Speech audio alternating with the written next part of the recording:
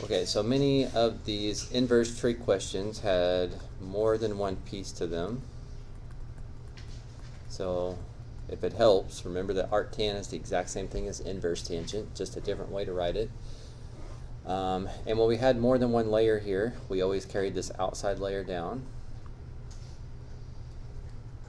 Deal with that at the very end. And then this guy is saying a tangent, an angle that has a tangent of negative 5/12. So same thing as the last one we talked about. Negative 5/12 is not a unit circle ratio that we memorize for tangent. So we've got to sketch a triangle here. So the two things you've got to consider are the range of inverse tangent and the fact that this is negative. In quadrant 1, inverse tangent's positive. In quadrant 4, inverse tangent's negative. And that's the only two quadrants that inverse tangent exists in. We had to memorize those range values. So that tells me this should be sketched in quadrant 4. Opposite over adjacent. And again, if you're not sure if it's the 5 or the 12 that's negative, that's why the picture is so important.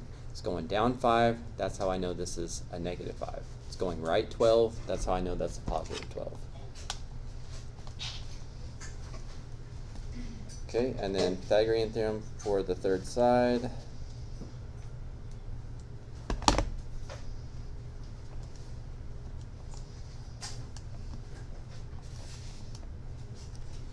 Side is 13, and as you guys just told me, hypotenuse is always positive.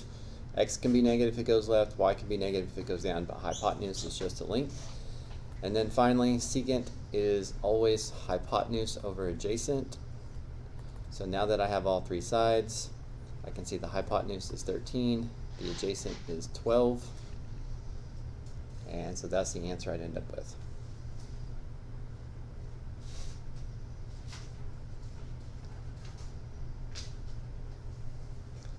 Now, you could not do this when we first did this unit, and I would not suggest this on your test at first. If you start playing around with your calculator, then you're going to be pushed and may run out of time checking your answers. But let's say you had some extra time, you were ready to turn it in. If you wanted to type this question in your calculator, what is the secant of inverse tangent of negative 5/12? That's question 22, right? Yeah. It's going to give you some strange decimal, but your answer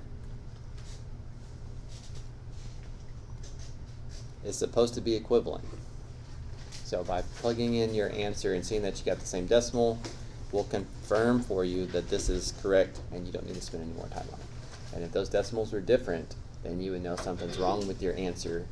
And if you have more time, you need to try to figure out your mistake and correct it before you turn it in.